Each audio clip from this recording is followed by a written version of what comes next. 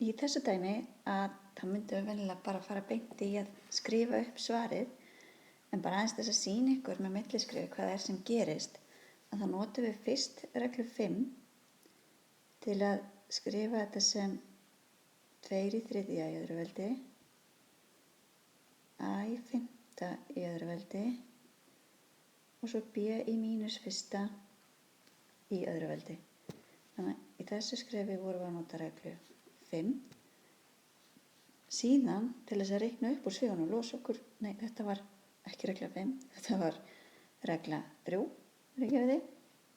en síðan til þess að losa okkur við svigana, þá notum við reglu 5 og þá myndum við gera veldi í veldi, þess að 3 sinnum 2 hérna fyrst, þannig að þetta var 2 í 7. veldi, a í veldinu 5 sinnum 2 sem er 10 og b í veldinu mínus 1 sinnum 2 sem er mínus 2.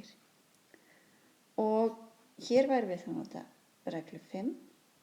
Ef við viljum svara sér með jákvæðum veldum, að þá myndum við skrifa í staðinn fyrir b í mínus öðru, þá var það 10 hérna hjá mér, og þá kemur 1 deilt með b í öðru, það er samkvæmt skilgreiningu, og þetta má ég skrifa sem 2 í 7.